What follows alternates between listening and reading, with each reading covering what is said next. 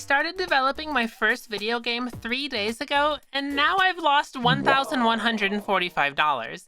But how do you lose money as a solo developer? How do you make a video game in 3 days? Well, to explain that, I need to give you some context. It all started when I decided to sit down and fully develop and release my first video game.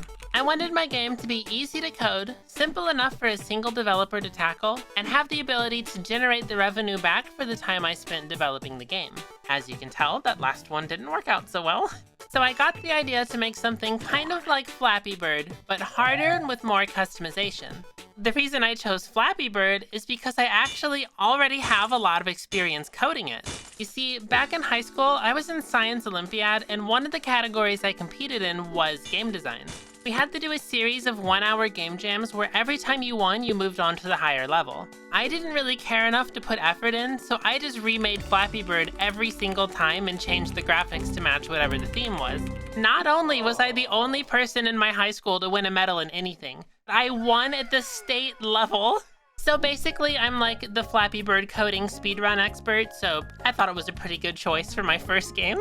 But I also used to love this paper airplane game on my DSi, so I thought a cross between that and Flappy Bird could make a fun new challenging game. And what I ended up with was a simple little game named Flurry Hurry. But of course, I can never make things easy on myself and decided to make it a mobile game that works on Android, iOS, and Steam. And oh boy, do I have a lot to say about iOS. Flurry Hurry is a very simple game. You control a snowboarder, and tapping to the left or right moves in that direction. However, if they run into an obstacle, they will crash and die. The objective of the game is simply to survive as long as possible. Oh, and also get these coins. Yahoo! Ah, that was close. Get out of the way! I can't see! Okay, it's actually a surprisingly difficult game, but you know, I like it that way. The game currently features 13 differently themed zones that change every 45 seconds or so. And in the shop, you can currently buy 110 different cosmetics as of the time of this video, ranging from hats to riders to boards to trails. But don't worry, there are 0 microtransactions nor intrusive ads in this game.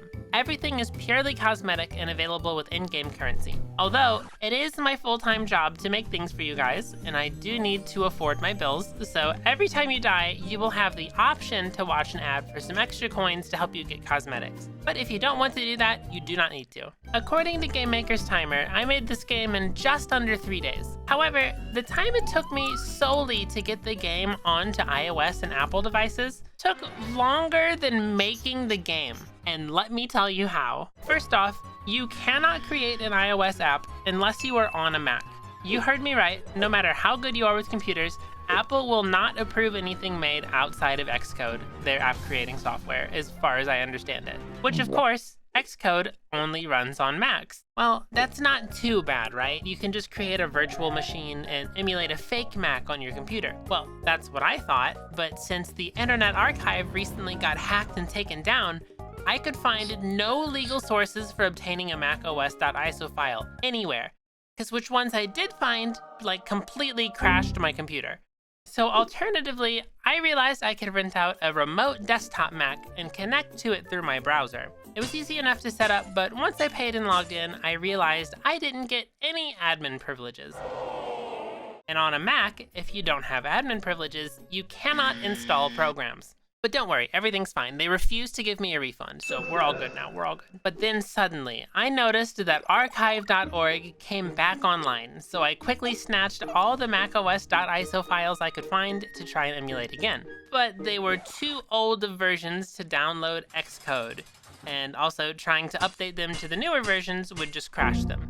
So doing more research on it, I actually learned that it's illegal to emulate macOS software on non-Apple hardware. So it's a good thing I never got it working, because that would have been bad. Which meant my only option left was to bite the bullet and buy the cheapest used Mac I could find, which was $600. It's very loud, it's very hot, and it makes weird clicking noises unless it's held up by this specific fidget spinner. I mean, at least I can use this thing to heat my house through the winter, so it's not, it's not a lost cause. Can you hear this? This is so loud.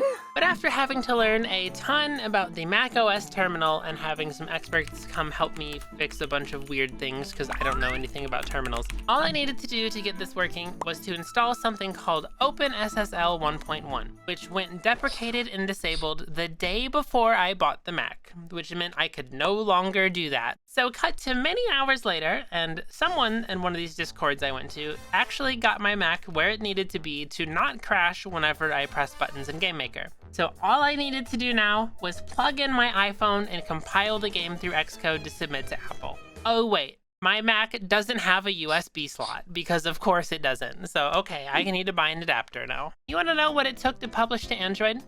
I made an account, I sent them $25, and I uploaded the file. That's crazy. Steam, the same thing. It was a little more expensive, but the same thing. Apple not only required me to do everything I just ranted about, but it also charges an annual $100 fee for their developer's license. But to their credit, they did approve all of my builds in under 24 hours, which was twice as fast as Android, so they were pretty quick. I appreciate that. Here's how much it cost me to publish onto each 3 of these platforms, just for your reference. The Apple one does include purchasing a Mac. But anyways, now that it's working on all platforms, let's get back to Flurry Hurry. I'm very satisfied with how it turned out, especially for it being my first published game. But to celebrate the launch of this game, I'm going to hold a contest to give away $250 to the first person to send me a recorded, unedited video of them getting a 10-minute high score. I'll put a little Google form in my Discord you can submit that to. The video can be recorded or live streamed on any of the 3 platforms, and I would really appreciate any reviews you left on the game just to help me improve for next time. Thank you for listening to my rant about making my first video game.